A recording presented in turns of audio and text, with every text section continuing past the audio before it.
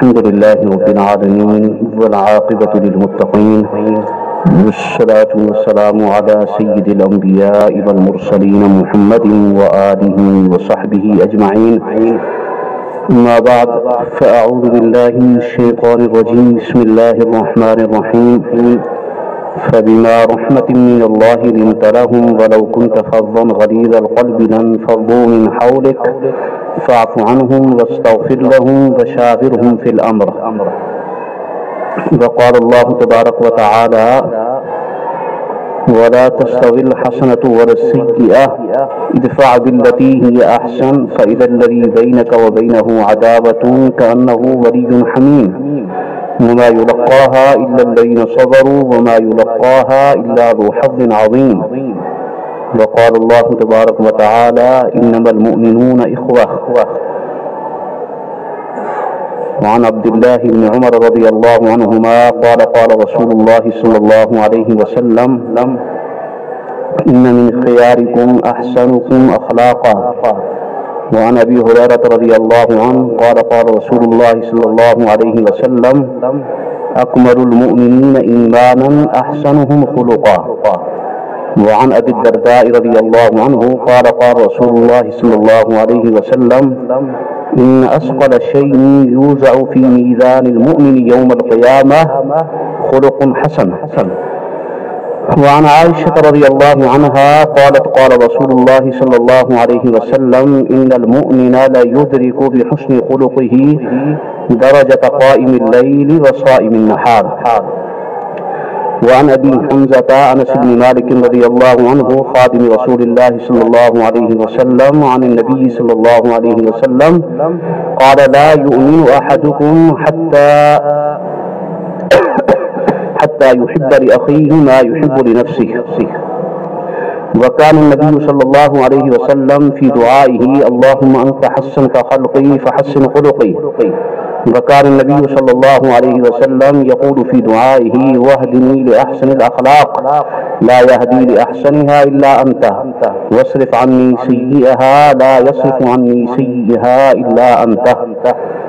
وعن أبي هريرة رضي الله عنه قال سئل رسول الله صلى الله عليه وسلم عن أكثر الناس ما يدخل الجنة قال حسن الخلق قال تقوى الله وحسن الخلق. وسئل رسول الله صلى الله عليه وسلم عن أكثر الناس ما يدخل النار قال الفم والفرج. صدق الله مولانا العلي العظيم وصدق رسوله النبي الأمي الكريم.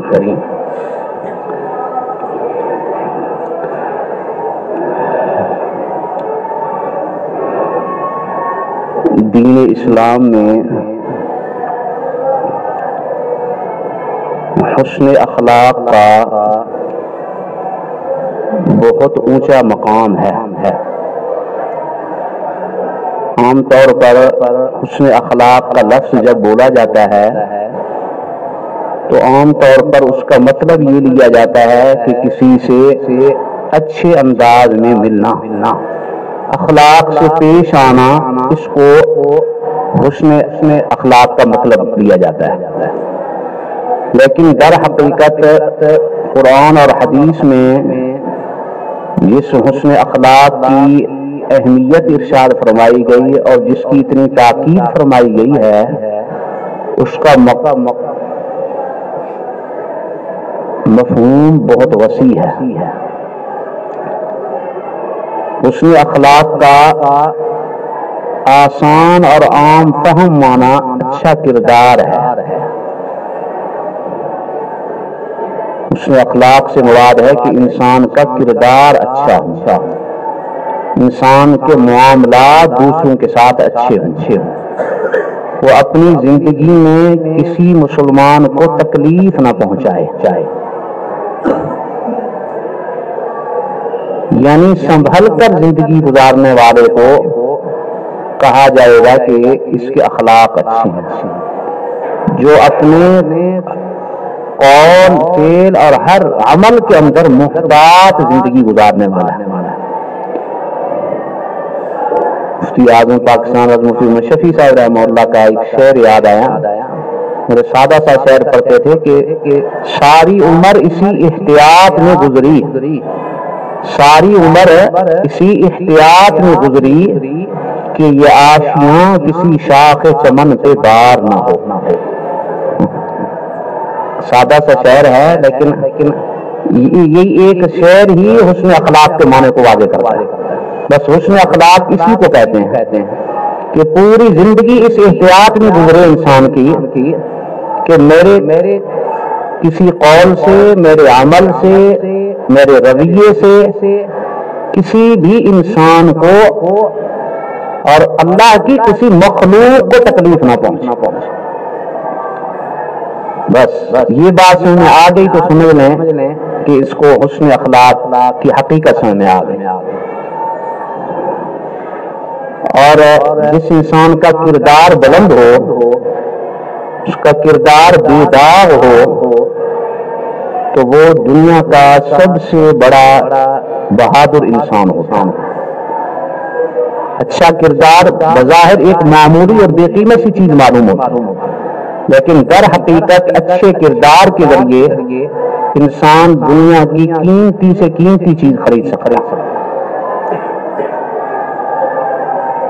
یہ کسی کتاب میں کسی دانا انسان کا قول پڑھا تھا کہ دنیا تلوار کا تو مقابلہ کر سکتی ہے لیکن کردار کا مقابلہ نہیں کر سکتی۔ دنیا تلوار کا مقابلہ کر سکتی ہے لیکن انسان کے کردار کا مقابلہ نہیں کر سکتی، اور فتح ہمیشہ کردار ہی کی ہوتی ہے۔ جس انسان کا کردار اچھا ہو، اس کی زندگی میں تقویٰ ہو، گناہوں سے بچنے کا اہتمام کرنے والا ہو، اللہ سے ڈرنے والا ہو، قدم قدم پر پھونک پھونک کر انسان ہر قدم کو اٹھاتا ہو، تو اللہ کے ہاں وہ سب سے اونچا انسان ہے، اور مخلوق کی نگاہ میں بھی اس کی عزت اور وقار اور اس کی بلندی سب دوسروں کی نسبت زیادہ ہو۔ اس لیے قرآن مجید میں نبی کریم صلی اللہ علیہ وسلم نے احادیث میں بھی اس کی بہت زیادہ تاکید فرمائی کہ ہمارے اخلاق اچھے ہونے چاہیے۔ غزوہ احد کے اندر آپ جانتے ہیں کہ بعض صحابہ اکرام سے اجتہادی لغزش ہوئی کہ نبی کریم صلی اللہ علیہ وسلم نے انہیں متعین فرمایا کہ تم نے کسی حال میں بھی یہ جگہ نہیں چھوڑنی۔ جو حضرات عمرے کی سعادت حاصل کر چکے ہیں اور حج کی الحمدللہ انہوں نے تو زیارت کی ہے، اللہ تعالیٰ آپ سب کو لے جائے۔ وہ پہاڑی آج بھی اسی طرح محفوظ ہے، غزوہ احد جہاں ہوا، اور وہ جگہ بھی اب تک محفوظ ہے کہ جہاں نبی کریم صلی اللہ علیہ وسلم نے 50 صحابہ کی جماعت کو مقرر فرمایا اور فرمایا کہ کسی حال میں بھی تم نے اس جگہ کو نہیں چھوڑنا، اپنا مورچہ نہیں چھوڑنا تم۔ لیکن جب فتح ہو گئی تو دوسرے صحابہ اکرام نے مال غنیمت اکٹھا کرنا شروع فرمایا، تو یہ جو 50 صحابہ تھے ان میں اختلاف ہوا۔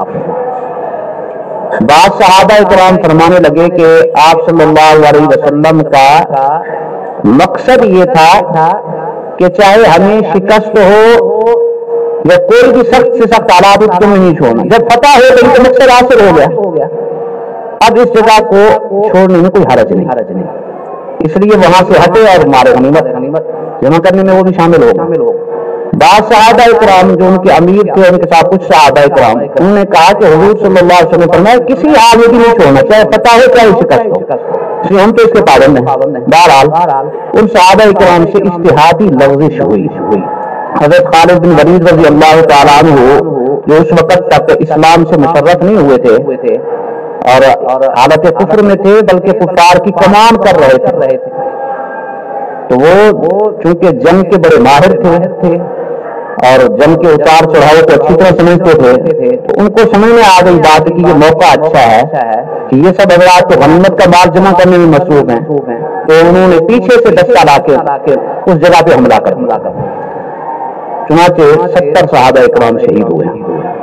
اور آپ کو معلوم ہے کہ یہ اسلام کی تاریخ کا ایک بہت افسوسناک واقعہ تھا، جس میں نبی کریم صلی اللہ علیہ وسلم کے محبوب چچا حضرت سیدنا حمزہ رضی اللہ تعالیٰ عنہ کو بڑی بے دردی سے شہید کیا گیا اور دوسرے بھی صحابہ اکرام شہید ہوئے، تو آپ صلی اللہ علیہ وسلم کے دل پہ بڑا دکھ تھا اور بڑا صدمہ تھا کہ صحابہ اکرام سے یہ غلطی ہوئی۔ تو آپ اس موقع پر حیران ہوں گے کہ قرآن میں اللہ تعالیٰ قرآن مجید میں عجب انداز سے اس کو ذکر فرماتے ہیں۔ نبی کریم صلی اللہ علیہ وسلم کے ان صحابہ اکرام کے بارے میں پہلے جو فرمایا وَلَقَدْ عَفَا اللَّهُ عَنْهُمْ، اللہ نے انہیں معاف فرمایا۔ لام بھی تاکید کا اور قد بھی تحقیق کا، تحقیق کا بھائی تو پکی بات ہے کہ اللہ نے ان کو معاف فرما دیا، چونکہ آپ صلی اللہ علیہ وسلم کے دل پہ تھوڑی سی میل تھی ان کے بارے میں، ان صحابہ اکرام کے بارے میں، تو آپ صلی اللہ علیہ وسلم کو پہلے فرمایا گیا فَاعْفُ عَنْهُمْ کہ آپ بھی ان کو معاف فرما دیں، اپنا دل صاف فرمائیں ان کے بارے میں، اور صرف معاف نہ فرمائیں بلکہ ایک قدم اور آگے بڑھایا وَاسْتَغْفِرْ لَهُمْ، خود بھی معاف فرمائیں، اللہ سے بھی ان کے لیے معافی مانگیے۔ اب معاف بھی فرما دیتے، دعا بھی فرما دیتے، تو ایک مرحلہ اور باقی تھا، آپ سب ان کو اپنے ساتھ نہ بٹھاتے، مجلس میں اپنے قریب نہ فرماتے، تو بھی ان صحابہ کرام کے دل کو تکلیف ہوتی۔ تو اللہ تعالیٰ نے فرمایا کہ تیسرا قدم اور بھی آگے بڑھائیں گے، شاگر ان کے امر، ان کو مجلس مشاورت میں بھی شریک فرمائیں، اپنے مشورے میں بھی ان کو شریک فرمائیں۔ اب ظاہری طور پر دیکھیں ان سے غلطی ہوئی ہے، ان سے غلطی ہوئی ہے، اجتہادی لفظ اس کی ہو کے ہیں، لیکن اللہ تعالیٰ کیسی تربیت فرما رہے ہیں اپنے نبی کی، اور آپ صلی اللہ علیہ وسلم کے واسطے سے دراصل امت کو سکھایا جا رہا ہے کہ کسی سے غلطی صادر ہو تو اس کو معاف بھی نہیں، صرف معاف نہیں کرنا بلکہ اس سے بھی اچھا رویہ اپنانا ہے، معاف کرنا، دعا بھی کرے اور آپ ان کو عملی طور پر شریک۔ محدثین کرام فرماتے ہیں کہ اخلاق کے 3 مراتب ہیں، 3 درجات ہیں، اخلاق حسنہ، اخلاق حمیدہ اور تیسرا ہے اخلاق عظیمہ۔ اخلاق حسنہ یہ ہے کہ آپ سے کوئی زیادتی کرتا ہے تو آپ یا تو اس کو معاف کر دیں، اگر معاف نہیں کرتے تو پھر اتنا بدلہ لے سکتے ہیں جتنی آپ سے زیادتی ہوئی۔ یہ اخلاق کا جو درجہ ہے یہ یہودیوں کو عطا فرمایا گیا، حضرت موسیٰ علیہ السلام کی قوم کو یہ اخلاق کا مقام دیا گیا۔ وَكَتَبْنَا عَلَيْهِمْ أَنَّ النَّفْسَ بِالنَّفْسِ وَالْعَيْنَ بِالْعَيْنِ وَالْأَنْفَ بِالْأَنْفِ وَالْأُذُنَ بِالْأُذُنِ وَالسِّنَّ بِالسِّنِّ، جس قسم کی زیادتی ہوئی ہے اس کے مطابق بدلہ لے سکتے ہیں۔ اور اس سے اوپر کا درجہ ہے اخلاق حمیدہ کا، جس کو اخلاق کریمہ کہا گیا، یہ حضرت عیسیٰ علیہ السلام کی قوم کو یعنی عیسائیوں کو دیا گیا، اور یہ اوپر کا درجہ ہے کہ اگر آپ سے کوئی زیادتی کرے تو بدلہ لینے کی بجائے تم معاف کرو۔ حضرت عیسیٰ علیہ السلام کے حالات میں لکھا ہے کہ ایک آدمی ایک دفعہ ان کو گالیاں دینے لگا، برا بھلا کہنے لگا، تو حضرت عیسیٰ علیہ السلام جواب میں اس کو دعائیں دینے لگے، وہ گالیاں دے رہا اور حضرت اس کو جواب میں دعائیں دے رہا۔ تو ایک آدمی حیران ہو کے کہنے لگا کہ یہ عجیب معاملہ ہے کہ وہ آپ کو گالیاں دے رہا اور آپ اس کو نیک دعائیں دیے جا رہے ہیں۔ حضرت نے ارشاد فرمایا کل اناء بما يترشح فيه، فرمایا کہ برتن میں جو چیز ہوتی ہے اس سے وہی چیز نکلتی ہے، اس کے دل میں برائی ہے، اس کے دل کے اندر شر ہے، لہذا اس کی زبان سے شر ہی نکل رہا ہے۔ اللہ نے میرے دل میں خیر رکھی ہے تو میری زبان سے خیر ہی نکلے۔ یہ دوسرا درجہ، اور تیسرا درجہ سب سے اونچا ہے وہ ہے اخلاق عظیمہ کا، وہ یہ ہے کہ ایک تو یہ ہے کہ بدلہ نہیں لینا، دوسرا یہ ہے کہ معاف بھی کرنا ہے، تیسرا درجہ یہ ہے کہ اس کے ساتھ احسان کا بھی نہیں معاملہ کرو، احسان کا معاملہ۔ قرآن مجید میں فرمایا وَلَا تَسْتَوِي الْحَسَنَةُ وَلَا السَّيِّئَةُ، نیکی اور برائی دونوں برابر نہیں ہو سکتے۔ ادفع بالتي هي احسن، برائی کو نیکی کے ساتھ دھکیلو، برائی کو نیکی کے ساتھ دھکا دو۔ آپ کے ساتھ ایک آدمی برائی کرے آپ اس کے ساتھ اچھائی کا مظاہرہ کرو، تو اس کی تاثیر کیا ہے، اس کا فائدہ کیا ہوگا؟ فَإِذَا الَّذِي بَيْنَكَ وَبَيْنَهُ عَدَاوَةٌ كَأَنَّهُ وَلِيٌّ حَمِيمٌ، قرآن فرما رہے کہ جب تم ایسا رویہ اس کے ساتھ رکھو گے، احسان کا معاملہ کرو گے، تو جو کچھ دیر پہلے تمہارا دشمن تھا وہ تمہارا جگری یار بن جائے گا، کانہ ولی الحمید، گہرا دوست بن جائے گا، جگری یار، یہ ایسے ہی ترجمہ اس کا۔ لیکن آگے فرمایا وما یلقاها الا الذین صبروا وما یلقاها الا ذو حظ عظیم، یہ مقام ہر آدمی کو نہیں مل سکتا، یہ اللہ کے خاص مقرب اور محبوب بندے ہیں جن کو صبر کا اعلیٰ مقام حاصل ہے، الا ذو حظ عظیم، جن کو جو بہت بڑے نصیب والے ہیں نا، یہ ان کو یہ مقام، کیونکہ دل پہ تو آ رہے چلتے ہیں، ایک آدمی آپ سے زیادتی کر رہا ہے اور آپ اس کو نہ صرف یہ کہ معاف کریں بلکہ الٹا اس کے ساتھ اور مریض حسین کا معاملہ کون کرے گا؟ حضرت حسین رضی اللہ تعالیٰ عنہ کے بیٹے حضرت علی بن حسین، جن کا نام امام زین العابدین، جن کا لقب مشہور ہے، ان کا واقعہ کتابوں میں لکھا ہے، مشہور واقعہ ہے کہ حضرت کے مہمان تشریف لائے تو لونڈی سے فرمایا کہ مہمانوں کے لیے کچھ اکرام کے لیے لاؤ، تو سالن لا رہی تھی گرم کر کے، پیالہ تھا اس میں گرم شوربہ اٹھا کے لا رہی، اب وہ چل کسی اور طرف رہی تھی اور ایک اور طرف رہی تھی بیچاری، تو جب قریب میں پہنچی تو اس کے ہاتھ سے برتن چھوٹ گیا اور گرم سالن حضرت کے اوپر گر گیا۔ اب گرم سالن اور انسان کے جسم پہ گرے، گرم پانی ہو، گرم شوربہ ہو تو کتنی تکلیف ہوتی، تو حضرت کے چہرے پر غصے کے آثار ظاہر، یہ کتنی چیز تھی ظاہر ہے، غصہ تو ہونا تھا۔ اب وہ لونڈی بھی حضرت امام زین العابدین کی تھی، بعض روایات میں کہتے ہیں کہ یہ خود حضرت حسین کا واقعہ ہے، بعض روایات میں آتا ہے کہ ان کے بیٹے کا واقعہ، تو خیر جب حضرت کے چہرے پر غصے کے آثار اس لونڈی نے دیکھے تو وہ لونڈی اس زمانے کی لونڈی تھی، اس زمانے کی لونڈیاں بھی قرآن اور حدیث کو جاننے والی تھی، اس نے فوراً قرآن مجید کی آیت کا حصہ پڑھا والکاظمین الغیظ، کہ اللہ والوں کی متقین کی ایک صفت یہ ہے کہ وہ غصے کو پی جاتے ہیں، تو جیسے کہ دیکھا نا چہرے پر غصے کے آثار ہے تو فوراً قرآن کی آیت کا حصہ پڑھا والکاظمین الغیظ، اللہ کے نیک بندے غصے کو پی جاتے ہیں، حضرت کا غصہ فوراً ٹھنڈا پڑا۔ پھر اگلی آیت کا حصہ دوبارہ اگلا حصہ پڑھا والعافین عن الناس، اللہ کے نیک بندے صرف ان کا غصہ نہیں اپنا پیتے بلکہ معاف بھی کر دیتے، تو حضرت کے چہرے پر مسکراہٹ پہلی، اس نے فرمایا میں نے تمہیں دل سے اللہ کی رضا کے لیے معاف کیا۔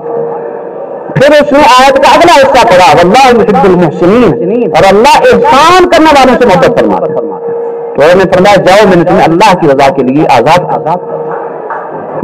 مجرمہ ہے، سوا کی مستحق ہے، لیکن حضرت اس کے ساتھ احسان کا معاملہ فرماتا ہے، یہ دین کی تعلیم ہے، اسلام کا حسن اس میں ہے، مسلمان کا انسان ان سے ہے، انس کا معنی محبت ہے، شریعت نے انسان کو محبت کا درس دیا، ہر چیز کے اندر محبت کا درس، در گزر معاف کرنا، خود کو مٹانا، خود کو جھکانا، یہ اسلام کی تعلیم ہے۔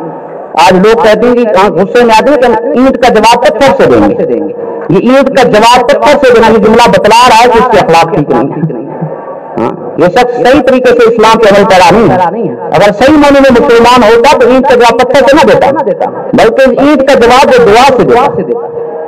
فارسی کا ایک شعر ہے ہر کے مارا رنج دادا راحتش بسیار بود، ہر کے مارا رنج دادا راحتش بسیار بود، کسی اللہ والے کا شعر ہے جو ہمیں دکھ پہنچاتا ہے ہماری دعا یہ ہے کہ اللہ اس کو زیادہ سے زیادہ سکھ پہنچائے، جو ہمیں زیادہ سے زیادہ دکھ دیتا ہے اللہ سے ہم دعا کرتے ہیں کہ اس کو زیادہ سے زیادہ سکھ ملے۔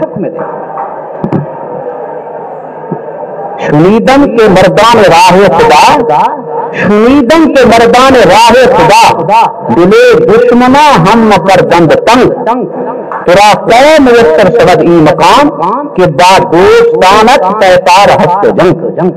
کسی اللہ والے کا شعر ہے کہ میں نے سنا ہے، شنیدن میں نے سنا ہے کہ مردان خدا جو اللہ کے نیک بندے ہیں وہ دشمنوں کا دل بھی تنگ نہیں کرتے، وہ دشمنوں کا دل بھی نہیں دکھاتے، تو یہ مقام کہاں میسر آ سکتا ہے؟ اس لیے کہ تو اپنے دوستوں کے ساتھ ہر وقت بڑا ہوا ہے، تو اپنوں کے ساتھ ہر وقت بڑا ہوا ہے، تو یہ مقام کہاں حاصل ہو سکتا ہے؟ اللہ والوں کا مقام تو یہ ہے کہ وہ دشمن دوست کا تو اپنے قریبوں کو چھوڑ کر دشمن کا دل بھی تنگ نہیں کرتے، تو معاف کرنا یہ اللہ کو بہت محبوب ہے، نبی کریم سرور دو عالم صلی اللہ علیہ وسلم کی زندگی کا اور آپ کی سیرت کا مطالعہ کریں تو عجیب بات سامنے آتی ہے کہ اللہ کے محبوب صلی اللہ علیہ وسلم کے جو لوگ جتنے زیادہ قریب تھے وہ اتنے آپ سے زیادہ خوش تھے.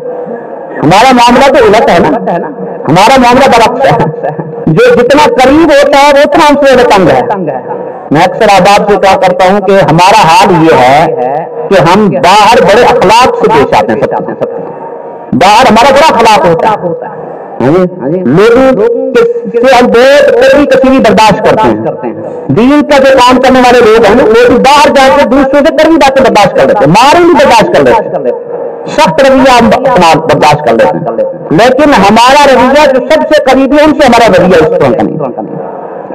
گھر میں بیوی سے رویہ ہمارا سب سے زیادہ سخت ہے, اس لیے کہ بیوی سب سے زیادہ قریب ہوتی ہے انسان کے بچے سب سے زیادہ قریب ہوتے ہیں. تو یہ عجیب معاملہ ہے کہ بیوی بچوں سے ہمارے جتنا باہر اخلاق ہوتا ہے اتنا ہی گھر میں ہم سب سے زیادہ بد اخلاق ہوتے ہیں.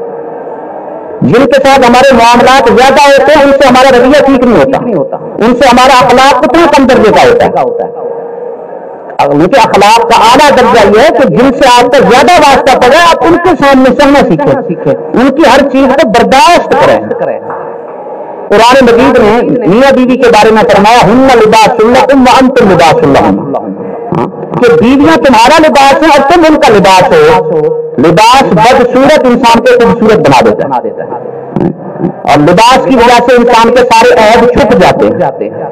تو قرآن نے اس لیے اس کو تعبیر فرمایا کہ میاں بیوی بھی ایک دوسرے کے عیب کو چھپاتے ہیں.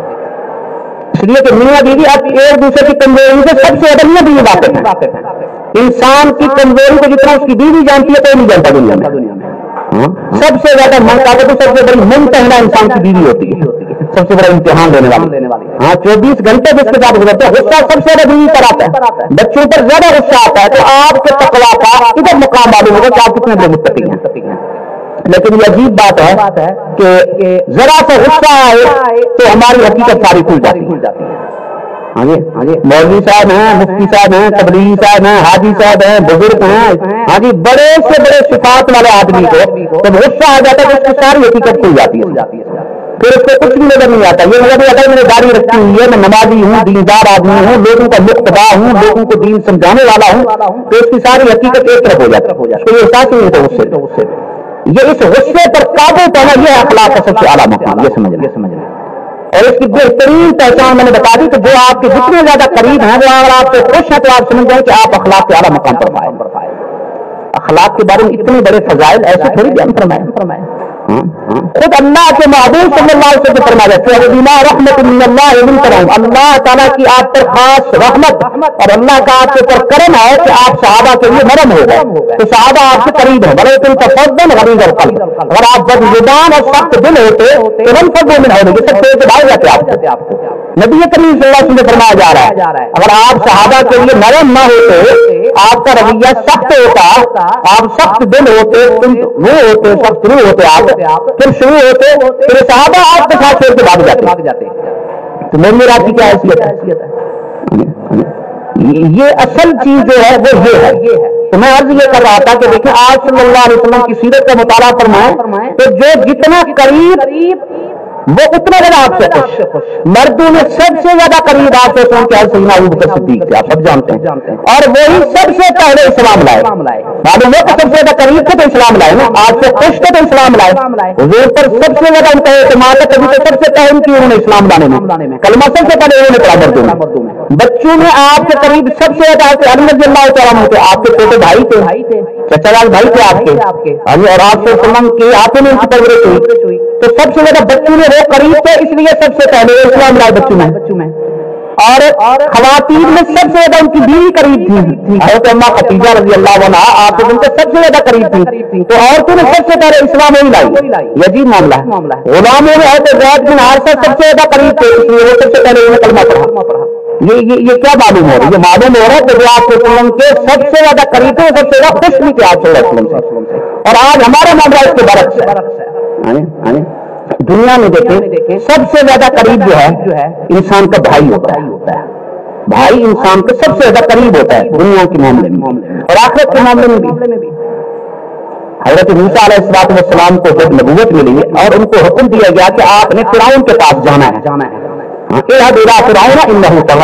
فرعون کے پاس جائیں اور ان کے دین کا پیغام پہنچائیں، تو قرآن کہتا ہے کہ موسیٰ علیہ السلام بہرحال انسان تھے، ان کے دل میں یہ بات آئی کہ اتنی بڑی سلطنت کا مالک ہے، اتنی بڑی گورنمنٹ ہے اس کے پاس، اتنی مضبوط حکومت ہے اس کے پاس، اور اس کی اتنی بڑی فوج ہے، اتنے کاریندے ہیں اس کے، بہرحال انسان پہ دو کے نبی تھے، ان کے دل میں یہ خیال آیا کہ اس کے پاس اتنی بڑی قوت ہے تو میرا بھی کوئی معاون ہونا چاہیے، تو معاونت کے لیے سب سے پہلی نظر ان کی اپنے بھائی کے اوپر پڑی، کیا فرمایا وَاجْعَلْنِي وَزِيرًا مِّنْ أَهْلِي هَارُونَ أَخِي، اللہ میرے بھائی ہارون علیہ السلام کو میرا مشیر بنا دے، میرا معاون بنا دے تاکہ وہ بھی میرے ساتھ معاونت کرے۔ یہ نقطہ سمجھ آ رہا ہے کہ دنیا میں سب سے پہلی نگاہ انسان کی بھائی کے اوپر پڑتی ہے۔ وہ ایک مشہور ہے، ہم نے اپنے بڑوں سے بات سنی کہ ایک آدمی کسی مجلس میں بیٹھا ہوا ہے، سمجھدار لوگوں کی باتیں بڑی اچھی ہوتی ہیں، کسی نے ایسے ہاتھ کو لہرایا، مکے کو لہرایا یہ مجلس میں کہ کون ہے جو میرا مقابلہ کر سکتا ہے اور اس ہاتھ کو کون نیچے کر سکتا ہے، تو مجلس میں اس کا بھائی بیٹھا ہوا اس نے پکڑ کے ہاتھ نیچے کر دیا، تو اس نے کہا بے وقوف تیرے آسے تھے تو میں نے ہاتھ اٹھایا تھا، تو نے میرا ہاتھ نیچے کر دیا، مجھے تو تیرا سارا تو تیرا مان تھا، تیری وجہ سے تو میں نے ہاتھ نیچے کیا تھا، تو نے میرا ہاتھ نیچے کر دیا۔ دنیا میں انسان کی ظاہری نگاہ بھائی کے اوپر ہوتی ہے، تو موسیٰ علیہ السلام کی تذکر کون ہوگا کہ انہوں نے اپنی مدد کے لیے بھائی کو دعا کی کہ اللہ ان کو میرا مشیر بنا دے، اور آخرت کے اندر بھی ایسے ہی ہوگا، آخرت کے اندر جب انسان کا کوئی سہارا نظر نہیں آئے گا، ہاں جی، تو پریشانی کے عالم میں انسان سب سے پہلے بھائی کے پاس جائے گا۔ اس لیے قرآن میں جہاں قیامت کی ہولناکی کا ذکر فرمایا نا فَإِذَا جَاءَتِ السَّاخَّةُ يَوْمَ يَفِرُّ الْمَرْءُ مِنْ أَخِيهِ وَأُمِّهِ وَأَبِيهِ وَصَاحِبَتِهِ وَبَنِيهِ، ماں باپ بیوی بچے سب کا ذکر بعد میں، پہلے بھائی کا ذکر ہے کہ انسان اپنے بھائی سے بھاگے گا۔ معلوم ہوا کہ سب سے پہلے انسان بھائی کی مدد کے لیے پکارے گا تو بھائی بھی سے بھاگے گا، کبھی آج نفسا نفسی کا عالم ہے، آج میں آپ کا ساتھ نہیں دے سکتا۔ تو دنیا کے اندر بھی اور آخرت کے اندر سب سے بڑا انسان کا سہارا ظاہر طور پر اس کا بھائی ہوتا ہے، لیکن ہمارے معاشرے میں سب سے زیادہ ہماری جاتی بھائی کے ساتھ ہوتی ہے۔ آج بھائی سے پہلے لڑتا ہے، ہاں بھائی کا گلا کافی کی سب سے آگے کھڑا ہوتا ہے۔ پنجابی زبان میں ایک بڑا اچھا خوبصورت محاورہ ہے، ویرا نال زندگی دی بہار، ویرا نال زندگی دی بہار، ویر بھائی کو کہتے ہیں پنجابی، کتنا پیارا لفظ ہے ویر، یہ بڑا خوبصورت لفظ ہے۔ بھائیوں کے ساتھ ہی زندگی کی رونقیں ہیں، زندگی کی بہار اور زندگی کی رونق بھائی کے ساتھ ہے، لیکن یہ انسان بھائی کو ہی ذرا سب سے پہلے کاٹتا ہے، جو جس طرح اس کے زیادہ قریب ہے ہماری بد اخلاقی سے کرتے ہیں۔ یہ کس قدر افسوس کی بات ہے۔ تو شریعت کی جو تعلیم ہے وہ یہ ہے کہ ہم سب سے جو قریب ہیں ہم ان کو پہلے سہارا دیں، ان سے ہمارا رویہ ٹھیک ہونا چاہیے، ہمارا اخلاق ٹھیک ہونا چاہیے، اور خیر خواہی اور ہمدردی کا جذبہ۔ اچھا آپ حیران ہوں گے دنیا میں جتنے انبیاء آئے ان نے اپنی نبوت کے لیے معجزات پیش فرمائے۔ آپ جانتے ہیں موسیٰ علیہ السلام نے عصا کا معجزہ پیش فرمایا اللہ کے حکم سے، یا پھر بیضا کا معجزہ پیش فرمایا، تو عیسیٰ علیہ السلام نے برس کے مریض پیڑ کے مریضوں کو میں ہاتھ لگا کے تندرست کر دیتا ہوں اللہ کے حکم سے، وہ اللہ کے حکم سے قبر پر جا کے کھڑے ہو جاتے تھے اور مردے کو آواز دیتے تھے اللہ کے حکم سے مردہ زندہ ہو جاتے تھے، یہ نبی کا معجزہ۔ اب سارے علیہ السلام کو ایک بھی کا معجزہ دیا گیا، یہ معجزات اس لیے دیے گئے تاکہ ان کی امت ان کو یقین کرے کہ باقی نبی در حق ہیں، ان کی بات کو مانو۔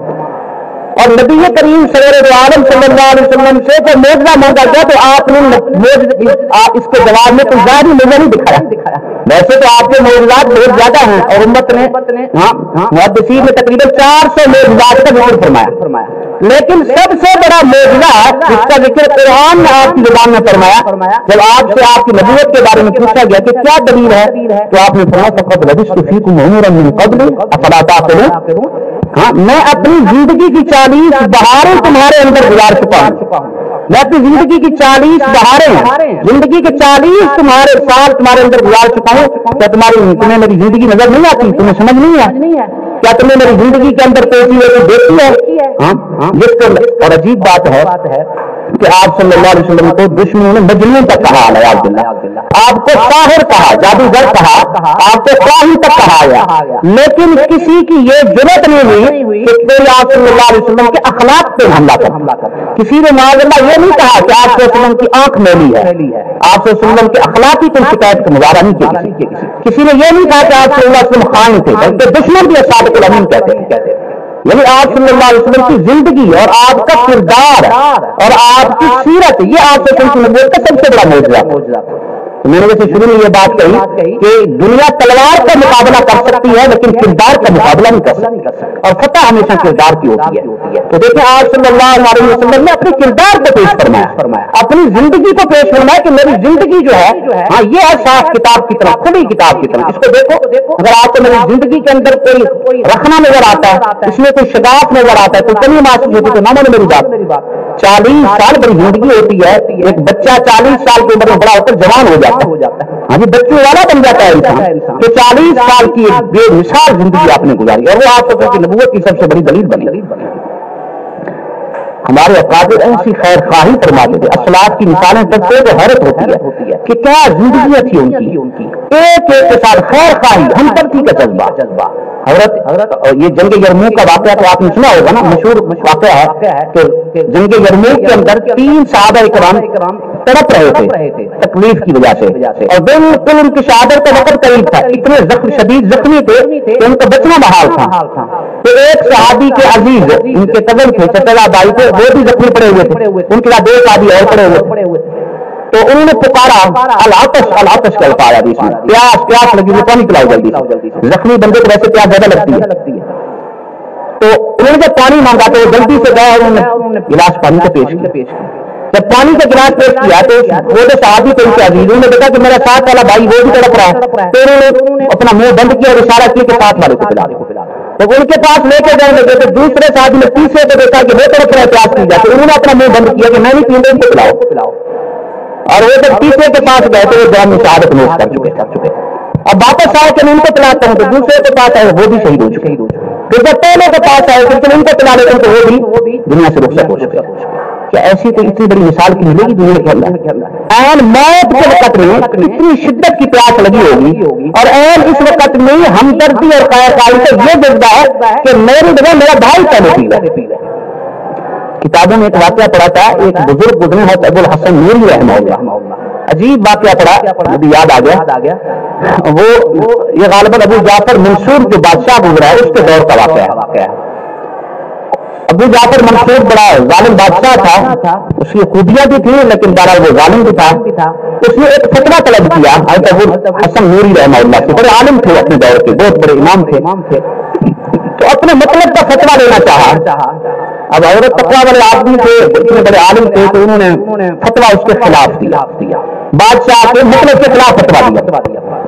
2 اور عالم تھے ان کے دور میں، ان کے پاس فتویٰ دے جاتے، انہوں نے بھی فتویٰ بادشاہ کے مطلب کے خلاف دیا، تینوں کا فتویٰ بادشاہ کے خلاف تھا۔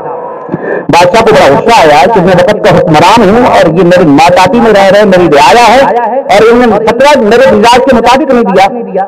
غصہ آیا، تینوں کو گرفتار کر کے میرے سامنے پیش حکم دیا۔ ابو الحسن نوری رحمہ اللہ جو تھے یہ ان سے ان کو بڑی عقیدت کی بادشاہ کو، اگرچہ فتویٰ خلاف دیا لیکن یہ بڑے تقویٰ والے عالم تھے اور ان کے دل میں ان کی بڑی عقیدت تھی، محبت تھی۔ جب تینوں کو پیش کیا گیا تو ان کی چاہت یہ تھی کہ میں ان کو چھوڑ دوں اور وہ جو دوسرے پہ عالم ہیں ان کو شہید کروا دوں۔ تو جب ان کو پیش کیا گیا تو ابو الحسن نوری اتفاق سے آگے کھڑے تھے اور وہ دونوں پیچھے کھڑے تھے۔ جناب کو حکم دیا نا کہ ان کو شہید کرنا ہے، تو اس وقت جب پیش کیا گیا تو وہ اتفاق سے پہلے کھڑے تھے۔ تو اب بادشاہ پریشان ہو گیا، ان کا مقصد یہ تھا کہ 2 کو شہید کروا دوں تو بہانے سے ان کو بچا لو۔ تو بادشاہ نے کہا کہ ایسے کہ یہ ترتیب یہ جگہ ٹھیک نہیں ہے، ان کو کیا اور جگہ لے جائیں، بہانہ بنایا۔ مقصد یہ تھا کہ جب دوسری جگہ لے جائیں گے تو ان کی ترتیب بدل جائے گی، یہ پیچھے ہو جائیں گے، میں ان کو چھوڑ دوں گا بعد۔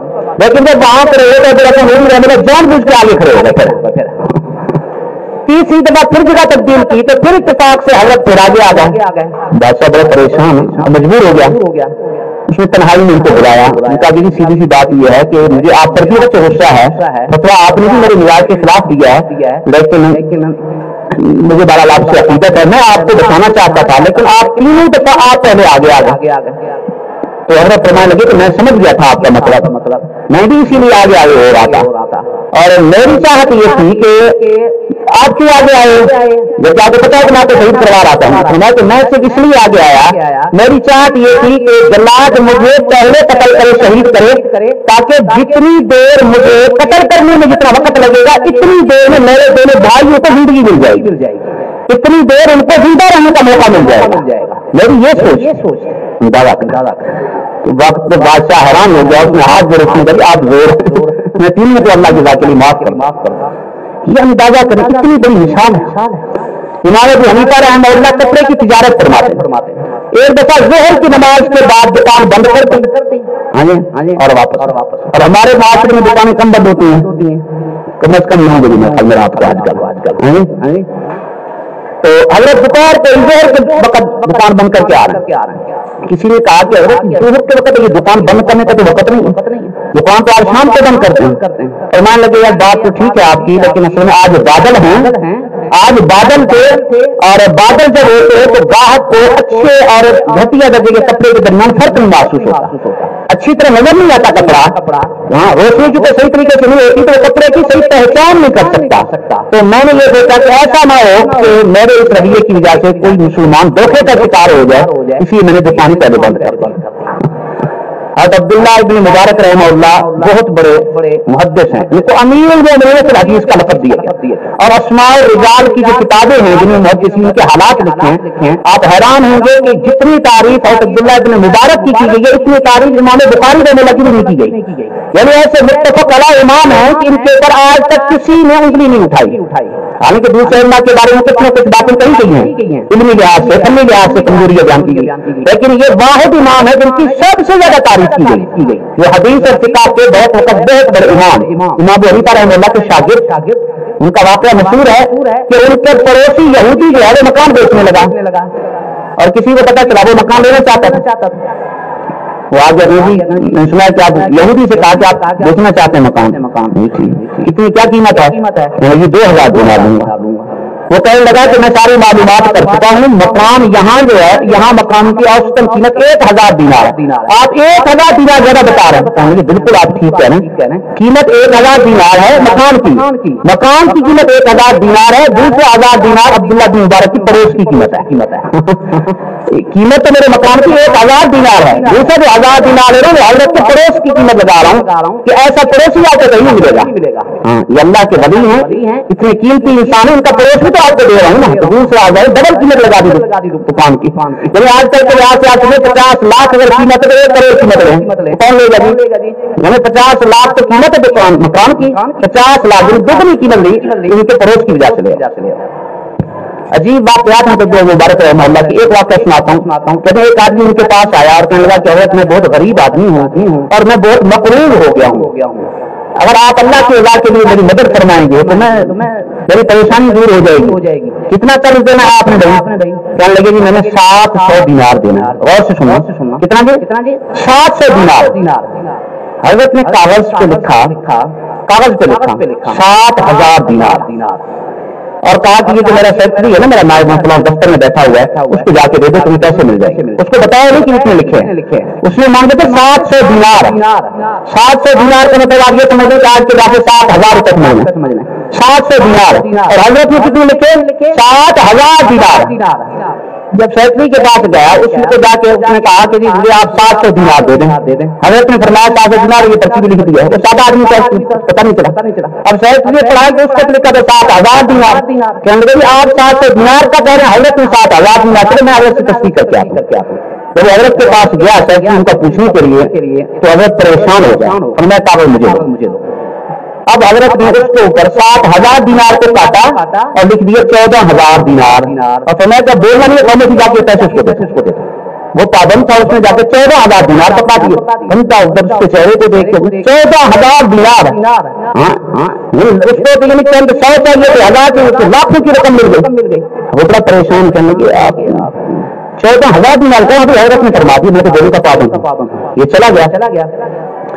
تو واپس آیا تھا چیز اسے کہا کہ بات سمجھ نہیں آئی، اس نے 700 دینار مانگے، آپ نے 7,000 دینار لکھے، میں جب واپس پڑھتا ہوں آپ کے تحقیق کے لیے آپ نے بڑھا کے 14,000 لکھ دیے۔ اور فرمایا کہ بات یہ ہے کہ حدیث میں نے پڑھی ہے، آپ صلی اللہ علیہ وسلم کا فرمان ہے کہ کسی مسلمان کو اچانک خوشی پہنچانا یہ اتنا بڑا عمل ہے کہ اس کی برکت سے اللہ تعالیٰ انسان کی گزشتہ زندگی کے صغیرہ گناہ معاف فرما دیتے۔ اچانک خوشی پہنچانا، اب میں اس کو اچانک خوشی پہنچانا چاہتا تھا، اس نے لکھے تھے 700 دینار، میں نے اس کو 7,000 دینار لکھ دیا، تم نے کام میرا خراب کر دیا پوچھ کے، تم نے میرا کام بگاڑ دیا۔ تو اب میں نے کہا کہ اگر میں اس کو 7,000 دینار دے دوں تو میں خوشی نہ ہوتی نا، کیونکہ آپ نے راضی بات کر دیا، میں نے 14,000 دینار لکھ دیا کہ اس کو اچانک دل پہ خوشی پہنچے، اس کے دل سے لگی دعا نکلی۔